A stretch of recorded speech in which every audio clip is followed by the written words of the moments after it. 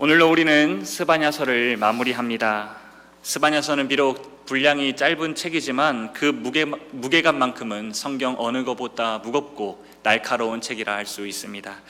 우리는 지난 시간 1장을 통해서 여호와의 날이 얼마나 두려운지를 살펴보았고, 2장에서는 이방 나라들을 향해 심판을 선포하시는 하나님에 대해서 살펴보았습니다.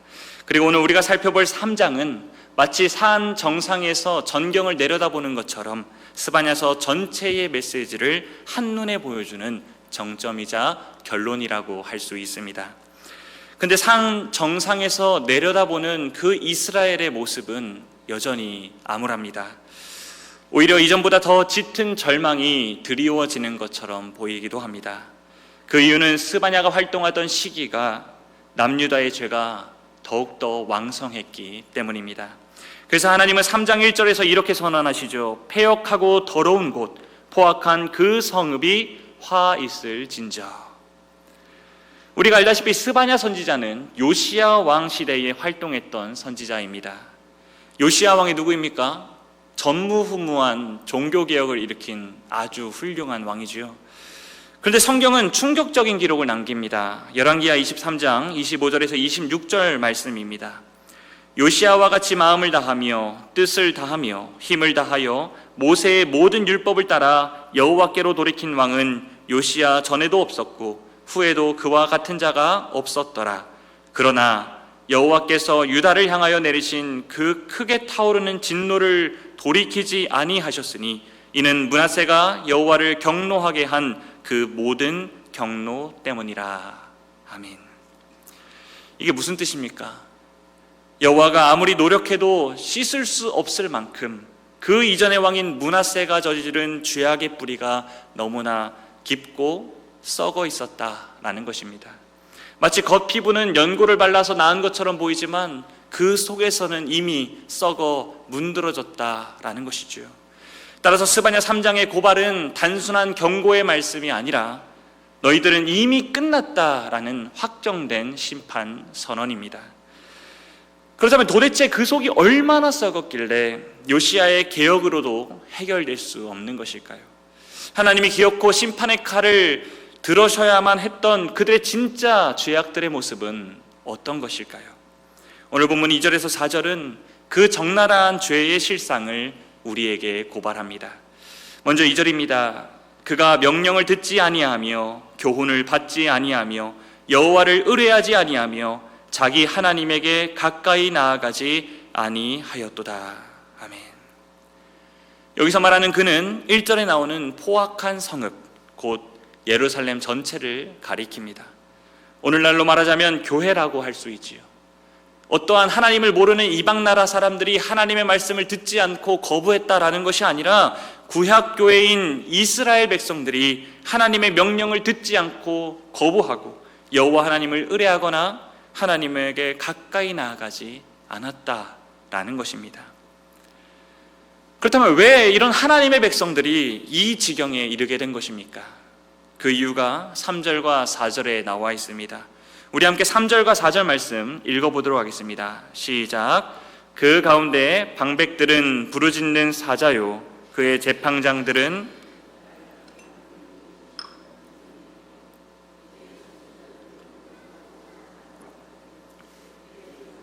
성소를 더럽히고 율법을 범하였도다. 아멘. 방백들, 재판장들, 선지자들, 제사장들, 곧 유대의 정치 지도자들과 종교 지도자들이 다 타락했기 때문에 남유다가 패역하고 더러운 곳으로 바뀌었다라는 말씀이지요. 윗물이 썩으니까 아랫물도 자연스럽게 썩게 된 것입니다. 그 참담한 현실을 하나씩 살펴보도록 하겠습니다. 먼저 방백들, 곧 왕들의 타락입니다. 오늘 성경은 그들이 부르짖는 사자와 같다라고 말하고 있죠. 원래 사자는 성경에서 왕, 통치자를 의미합니다. 그래서 예수님을 유다의 사자로 표현하기도 하죠. 그런데 이들은 하나님의 대리 통치자가 아니라 백성을 사냥하는 맹수가 되었습니다.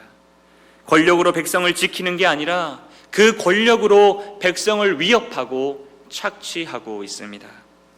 이러한 사실은 그 당시의 왕들의 잘못을 통해서 우리는 알 수 있습니다.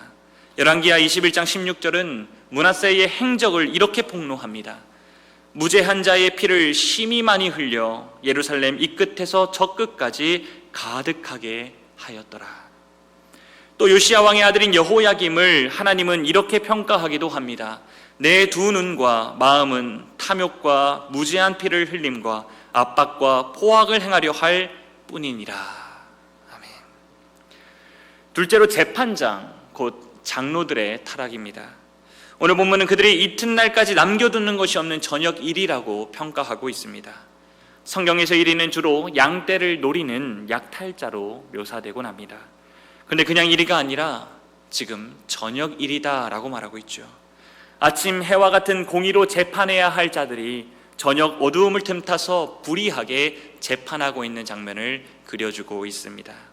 더 무서운 것은 이튿날까지 남겨두는 것이 없다라는 표현입니다. 재판 과정에서 뇌물과 불의한 판결로 가난한 자의 그 마지막 소유까지 탈탈 털어버리는 모습을 우리에게 보여주고 있는 것이죠. 그들에게 하나님의 공의는 눈꼽만큼도 찾아볼 수가 없습니다. 셋째로 선지자들의 타락입니다. 오늘 본문은 그들을 경솔하고 간사한 자라고 묘사합니다. 여기서 경솔하다라는 것은 가볍게 떠든다라는 뜻이고, 간사한 사람이라는 말은 상황에 따라서 이리저리 말을 바꾸는 사람을 뜻합니다. 그들은 하나님의 말씀을 무겁게 여기지 않고 자기 기분이나 대중들의 인기에 따라서 그 상황에 맞춰 말을 바꾸곤 했습니다. 이에 대해 하나님은 예레미야 23장 14절에서 선지자들을 이렇게 평가하고 있습니다. 내가 예루살렘 선지자들 가운데도 가증한 일을 보았나니 그들은 간음을 행하며 거짓을 말하며 악을 행하는 자의 손을 강하게 하여 사람으로 그 악에서 돌이킴이 없게 하였은즉 그들은 다 내 앞에서 소돔과 다름이 없고 그 주민은 고모라와 다름이 없느니라. 그리고 하나님께서 예레미야 선지자에게 바벨론에 70년간 포로로 잡혀가야 한다라고 이미 예언했음에도 불구하고 거짓 선지자들은 여전히 평안하다, 안전하다라고 외치며 하나님의 말씀을 왜곡하곤 했지요. 하나님의 백성들이 회개할 수 있는 마지막 기회조차 거짓 선지자들은 막아버린 것입니다. 마지막으로 제사장들의 타락입니다. 그들은 성소를 더럽히고 율법을 범했다라고 말하고 있습니다. 그들은 원래 하나님의 말씀을 기준으로 거룩하고 속된 것, 정하고 부정한 것을 분별해야 할 임무가 주어진 자들입니다. 그런데 그들은 자기 유익을 위해서 하나님의 기준을 바꾸어 버렸습니다. 그래서 하나님은 에스겔서 22장 26절에 이렇게 말씀하십니다. 그 제사장들은 내 율법을 범하였으며 나의 성물을 더럽혔으며 거룩함과 속된 것을 구별하지 아니하였으며 부정함과 정한 것을 사람이 구별하게 하지 아니하였으며 그의 눈을 가리어 나의 안식일을 보지 아니하였으므로 내가 그들 가운데에서 더럽힘을 받았느니라. 아멘. 이처럼 하나님이 세우신 모든 직분자들이 타락해버렸습니다. 왕들로부터 시작해서 제사장에 이르기까지 모두 하나님을 떠났습니다. 그러니 당연히 모든 백성들도 그들과 똑같이 하나님을 배반하는 길로 나아갈 수밖에 없었던 것입니다. 마치 예수님 당시에 예수님께로 모든 백성들을 인도해야 할 유대 종교 지도자들이 도리어 예수님의 자리를 빼앗아서 모든 백성들을 선동하여 예수님을 십자가에 못 박았던 것처럼 말입니다. 그런데 직분자의 타락보다 더 두렵고 더 충격적인 장면이 오늘 본문에 등장합니다. 그것은 바로 그 타락의 한복판에 여호와 하나님이 계신다라는 선언입니다. 우리 5절 말씀도 함께 읽어보도록 하겠습니다. 5절입니다. 시작. 그 가운데에 계시는 여호와는 의로우사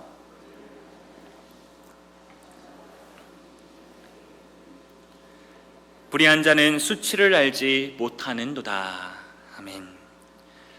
오늘 본문은 의로우사 불의를 행하지 아니하시는 여호와께서 그 가운데에 계신다라고 말하고 있습니다. 여기서 그 가운데라는 표현은 더 구체적으로 그 성 안에 계신다라는 표현입니다. 폐역하고 더러운 곳, 포악한 그 성읍 안에 여호와께서 늘 함께하고 계셨다라는 것이지요. 사랑하는 성도 여러분, 우리는 신앙생활을 하면서 임마누엘, 여호와께서 우리와 함께 하신다라는 말을 정말 좋아합니다. 얼마나 따뜻하고 위로의 말이 아닐 수 없습니까? 그런데 모든 상황에서 임마누엘이 꼭 위로만 되지는 않는 것 같습니다. 만약 죄를 짓고 있는 현장에 경찰이 바로 앞에 서 있다면 그 존재는 더 이상 우리에게 위로가 아니라 공포입니다. 아무도 없는 줄 알고 신호를 위반했는데 그 앞에 경찰차가 떡하니 나타났다면 여러분들 어떠십니까? 간담이 서늘합니다. 이처럼 범죄 현장 가운데 여호와께서 계신다라는 말씀은 우리에게 위로가 아니라 두려움입니다. 그리고 오늘 보면은 그 하나님이 타락한 현장 한가운데 계신다라고 말씀하고 계십니다. 타락한 제사장이 성소에서 하나님을 모독할 때 하나님은 그 자리에 계셨습니다. 므낫세가 성전에 아세라 목상을 지을 때에도 하나님은 그 앞에 계셨습니다. 여호와김 왕이 무지한 피를 흘릴 때에도 여호와 하나님께서는 그 현장 가운데 함께하고 계셨습니다. 그러니 그들에게는 변명의 여지가 없습니다. 더 무서운 것은 하나님이 아침마다 빠짐없이 자기의 공의를 비추셨다라는 것입니다. 해가 아침마다 어김없이 떠오르는 것처럼 우리 가운데 계신 여호와께서는 매일 우리의 죄를 조명하십니다. 이제 더 이상 우리는 어둠 가운데 숨을 수가 없습니다. 그분의 의로움이 매일 아침마다 나의 불의를 고발하기에 우리는 더 이상 변명하거나 도망갈 곳이 없는 것이죠. 그리고 하나님은 3장 6절에서 이렇게 말씀하십니다. 내가 여러 나라를 끊어버렸으며 그들의 망대가 파괴되었고 라고 말이죠. 하나님은 이미 주변의 이방 나라들, 교만과 폭력으로 가득 찼던 나라들을 역사 속에서 심판해 오셨습니다. 남유다는 그 모든 심판을 직접 목격했고 하나님이 어떤 분이신지를 친히 경험했죠. 하지만 7절 하반절을 보시면 유다 백성들은 그 심판을 보고도 깨닫지 못했습니다. 오히려 성경은 그들이 부지런히 그들의 모든 행위를 더럽게 하였다라고 고발하고 있습니다. 남들이 망하는 것을 보고도 두려워하기는커녕 우리는 괜찮겠지라는 안일함 속에 아침부터 부지런히 죄를 짓는 일에 몰두했다라는 것입니다.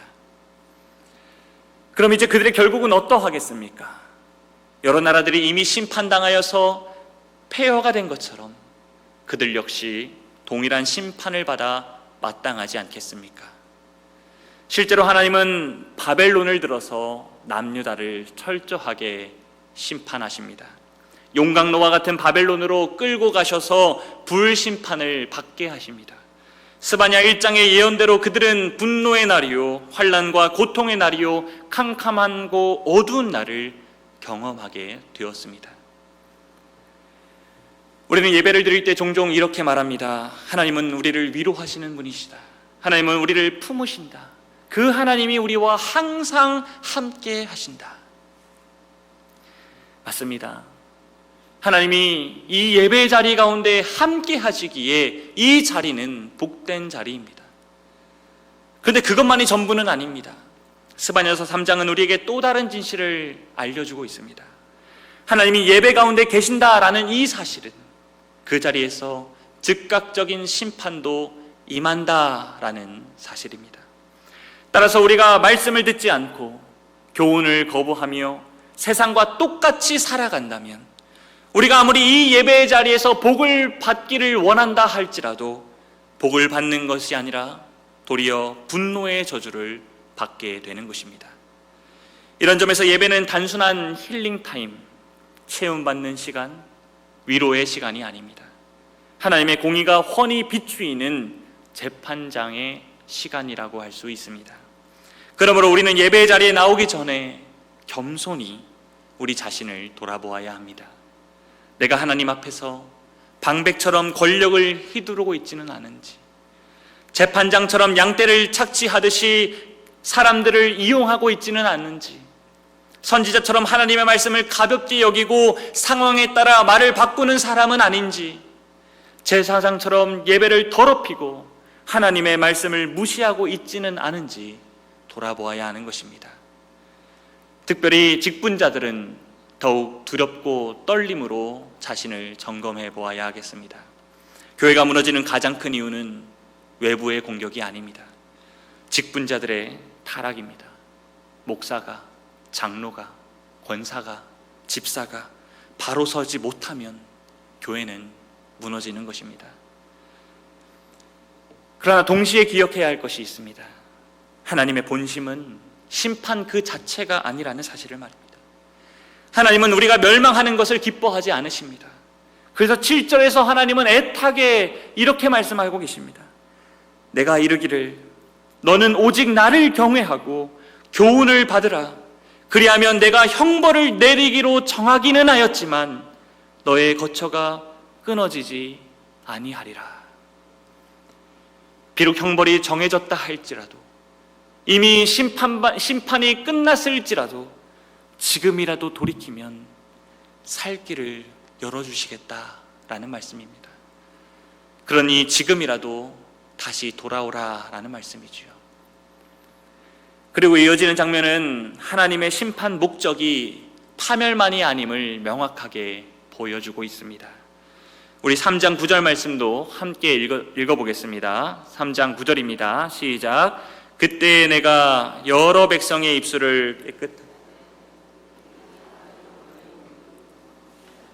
나를 섬기게 하리니. 아멘. 여기서 말하는 그때에는 지금까지 우리가 계속해서 말하고 있었던, 스바냐서가 계속해서 강조하고 있었던 여호와의 날, 곧 심판의 날을 가리킵니다. 근데 이상합니다.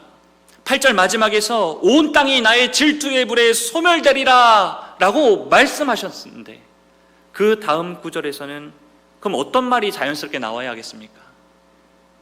이스라엘 백성들이 다 잿더미와 같이 타버렸더라 라는 말이 나와야 하는 것이 자연스러운 거 아니겠습니까? 근데 9절에서 뭐라고 말씀합니까? 그때에 내가 여러 백성의 입술을 깨끗하게 하여 그들이 다 여호와 이름을 부르며 한 가지로 나를 섬기게 할 것이다 라고 말하고 있습니다. 이것이 바로 심판의 진짜 목적이다라는 것이죠. 심판은 버림이 아니라 도리어 정결하게 되는 절차였던 것입니다. 하나님이 우리 가운데 계셔서 우리를 심판하시는 이유는 우리를 파괴하기 위함이 아니라 도리어 우리를 살리기 위함이었다라는 것입니다. 하나님은 마치 환부를 도려내는 사람을 살리는 의사와 같다라는 것이죠. 의사가 메스를 들고 배를 가를 때 그것은 환자를 죽이려는 것이 아닙니다. 도리어 그 환자를 살리기 위함이겠죠. 비록 수술 중에 피가 나오고 그 몸이 허약하게 되겠지만 수술 이후에 더 건강한 모습으로 회복되는 것처럼 하나님이 우리 가운데 계셔서 행하는 심판은 우리를 살리기 위한 거룩한 수술과 같습니다. 이것을 알려주시고자 하나님은 아주 재미있는 표현을 사용하고 계십니다. 2장 12절에서 하나님은 굿수 사람아 너희도 내 칼에 죽으리라 라고 무섭게 선포하셨습니다. 우리는 이 말씀을 듣고 정말 그들이 영원히 멸망할 줄 알았습니다. 그런데 오늘 본문 3장 10절을 보십시오. 그 굿수 사람이 죽지 않고 살아왔습니다. 아니 살아있을 뿐만 아니라 가장 먼 곳에서부터 하나님께 예물을 드리러 오고 있습니다. 10절입니다.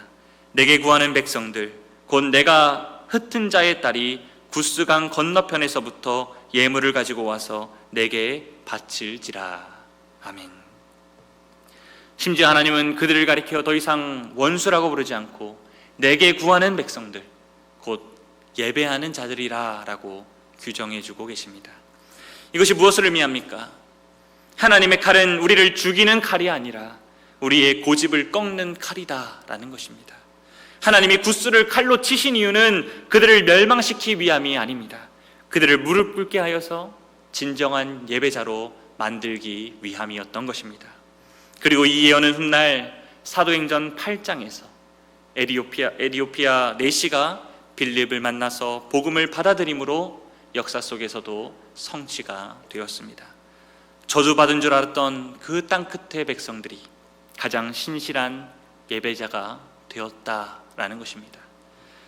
그러므로 사랑하는 성도 여러분, 하나님이 그 칼을 들고 우리의 자존심을 찌르고 우리의 계획을 무너뜨리는 것처럼 느껴지더라도 두려워하지 마십시오.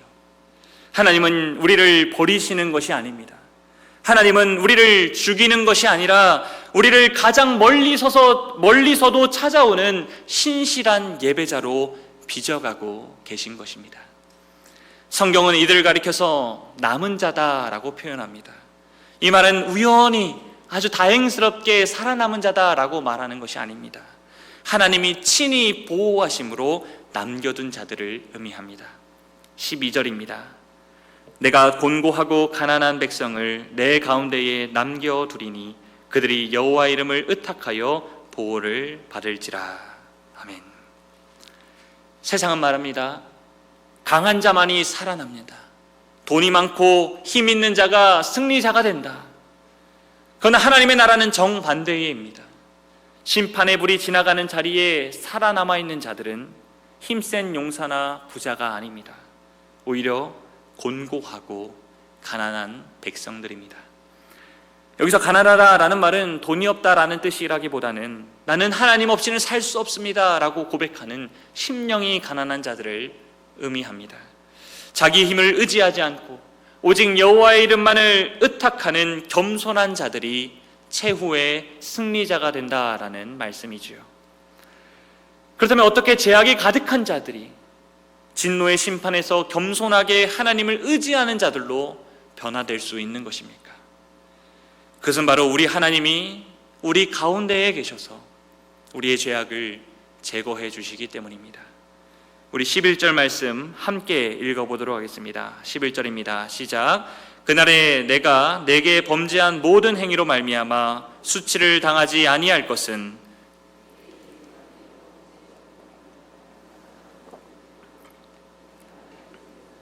다시는 교만하지 않게 할 것임이라. 아멘. 우리 가운데 계신 여호와께서는 우리를 불심판 가운데로 몰아가시지만 그 불 안에서 우리가 정결하게 된다라는 것입니다. 마치 더러운 불순물을 태워서 금을 얻어내려는 재련소와 같이 하나님은 심판의 불로 우리의 더러운 죄악들을 다 없애버려 주신다라는 것이죠. 그 결과 남은 자의 모습은 아주 거룩합니다. 13절입니다. 이스라엘의 남은 자는 악을 행하지 아니하며 거짓을 말하지 아니하며 입에 거짓된 혀가 없으며 먹고 누울지라도 그들을 두렵게 할 자가 없느니라. 아멘. 소멸하는 불에 교만이 타고 거짓이 타면서 진정한 하나님의 형상으로 회복되었다라는 것입니다. 여기서 우리는 하나님의 독특한 섭리를 보게 됩니다. 당시 이스라엘 백성들은 성전에 있는 예루살렘에 남아있는 자가 복을 받는 자이고 바벨론으로 끌려가는 자들이 하나님의 저주를 받은 자들이라고 생각했습니다. 여호와의 날은 심판을 받는 날이 아니라 도리어 구원을 받는 날이다 라고 생각했습니다. 하지만 하나님의 생각은 그 반대였습니다. 예루살렘에 있는 자들을 그 자리에서 평안하다, 안전하다 외쳤던 자들이 도리어 저주를 받은 자들이고 바벨론의 포로로 끌려간 자들이 여호와의 보호를 받는 남은 자들이었다라고 성경은 말해주고 있습니다. 이때 하나님은 예레미야에게 아주 재미있는 환상을 보여줍니다. 바로 두 광주리의 무화과 환상입니다. 하나님은 예레미야에게 두 광주리를 보여줍니다. 아주 극진하고 좋은 무화과, 또 아주 썩어버려서 문드러진 나쁜 무화과. 그러면서 이렇게 말씀해 주십니다. 예레미야서 24장 5절에서 7절 말씀을 제가 읽어드리겠습니다. 이스라엘의 하나님 여호와께서 이와 같이 말씀하시니라. 내가 이곳에서 옮겨 갈대아인의 땅에 이르게 한 유다 포로를 이 좋은 무화과와 같이 잘 돌볼 것이라. 내가 그들을 돌아보아 좋게 하여 다시 이 땅으로 인도하여 세우고 헐지 아니하며 심고 뽑지 아니하겠고 내가 여호와인 줄 아는 마음을 그들에게 주어서 그들이 전심으로 내게 돌아오게 하리니 그들은 내 백성이 되겠고 나는 그들의 하나님이 되리라. 아멘. 좋은 무화과가 바벨론의 포로로 잡혀가던 자들이다 라는 말씀입니다. 하나님은 그들을 다시 세우고 심고 내 백성으로 삼아주겠다 약속해주고 계십니다. 반대로 이 이후의 말씀을 보면 심판을 거부하고 끝까지 예루살렘에 남아있는 자들이 나쁜 무화과라고 하나님은 설명해 주고 있습니다. 그리고 결국 그들은 멸절될 것이다 선언하고 계시죠. 이와 같이 스바냐가 말하는 남은 자는 예루살렘에서 끝까지 버티는 자가 아니라 하나님의 징계를 겸손히 수용하여 바벨론의 포로로 잡혀가는 자들입니다.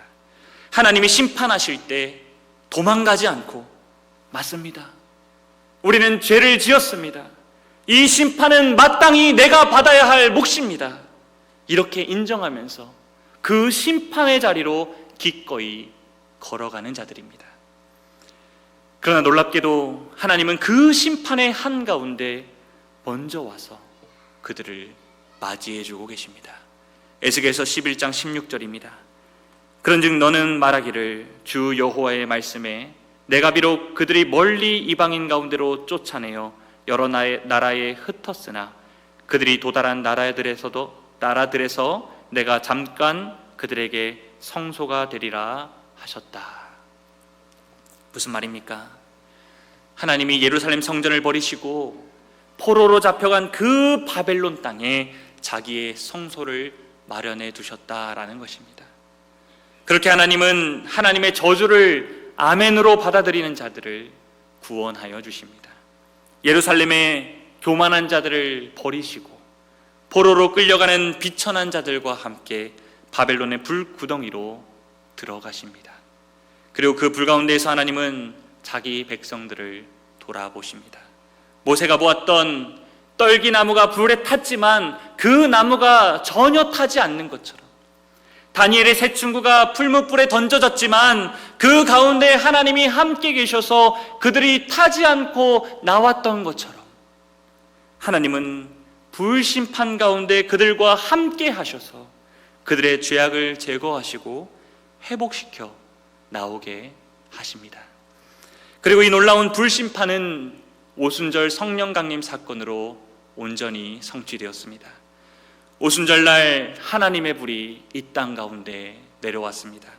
근데 그 불은 사람을 태워 죽이는 심판의 불이 아니라 각 사람의 머리 위에 임한 성령의 불이었습니다.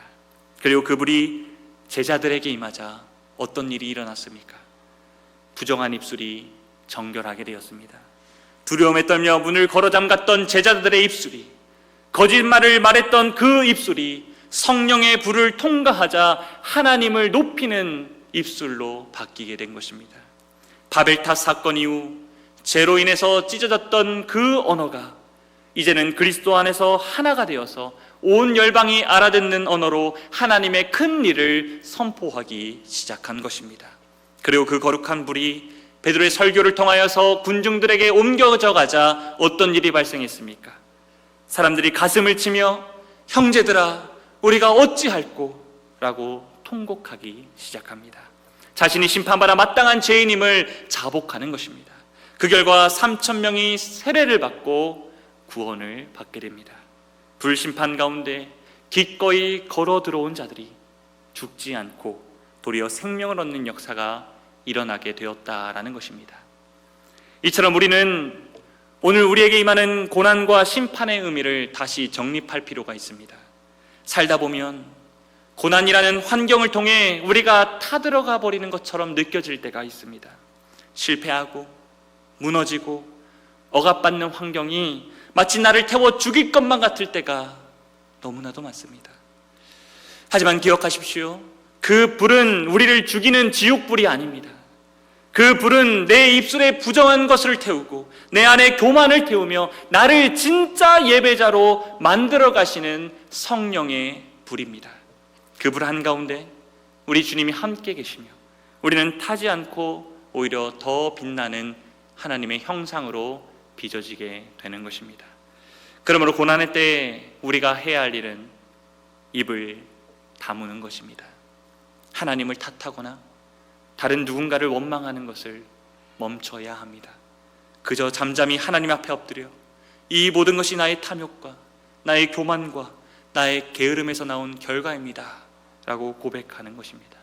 그럴 때 하나님은 그 가운데에서 일하기 시작하십니다. 두 번째로 우리가 해야 할 일은 하나님의 때를 신뢰하는 것입니다. 구약교회가 회복되는 데는 70년이라는 시간이 필요했습니다. 그들의 고난은 길어졌지만 정해진 때가 있었습니다. 우리의 고난도 마찬가지입니다. 물론 우리의 고통이 얼마나 오래 갈지 우리는 알 길이 없습니다. 하지만 분명한 것은 하나님이 우리를 순금처럼 만드시는 그때가 반드시 있다라는 사실입니다. 따라서 우리는 조급해하지 말고 그 풀무불 안에서 인내해야 합니다.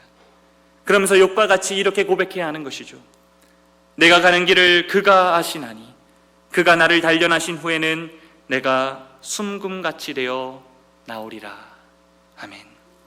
이 믿음으로 불시험을 인내하는 자에게 하나님은 모든 죄악을 제거하시고 가장 영광스러운 하나님의 형상으로 회복시켜 주실 것입니다. 이렇게 우리는 하나님의 심판이 우리를 정결하게 하고 더 완전하게 만들어 나간다라는 사실을 스바냐서를 통해서 배우게 되었습니다. 그러니 자연스럽게 우리 입술에서 어떤 일이 발생합니까? 우리를 구원하시는 그 하나님을 찬양하게 되는 것입니다. 그래서 스바냐는 14절과 15절에서 이렇게 선포합니다. 시온에 따라 노래할지어다. 이스라엘아 기쁘게 부를지어다. 예루살렘 따라 전심으로 기뻐하며 즐거워할지어다. 여호와가 내 형벌을 제거하였고 내 원수를 쫓아냈으며 이스라엘 왕 여호와가 내 가운데 계시니 내가 다시는 화를 당할까 두려워하지 아니할 것이니라. 아멘. 여기서 우리 눈에 들어오는 표현이 하나 있습니다. 3장 5절에서 심판의 원인이 되었던 바로 그 문장이지요. 여호와가 내 가운데 계시니. 근데 이제 와서 이 문장이 회복의 근거로 제시되고 있습니다. 같은 임재인데 한쪽에서는 심판의 불이 되고 다른 한쪽에서는 기쁨의 근원이 되는 것입니다. 근데 하나님은 여기서 우리의 상상을 초월하는 충격적인 모습을 우리에게 보여주십니다. 그것은 바로 하나님이 우리를 위해 노래하신다라는 것입니다. 우리 스바냐서 3장 17절 말씀 함께 읽어보도록 하겠습니다. 17절입니다. 시작. 너의 하나님 여호와가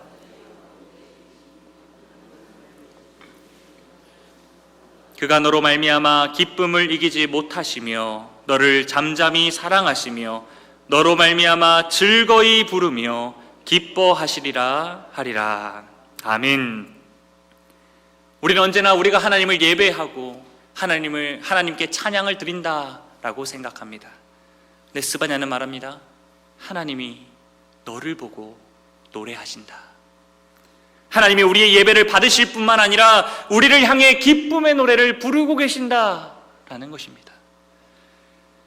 그렇다면 스바냐서 3장 5절에서 그렇게 두려웠던 하나님, 8절에서 질투의 불로 심판하시겠다는 그 여호와 하나님이 어떻게 17절에 와서는 이런 사랑의 노래를 부르시는 하나님이 될 수 있는 것입니까?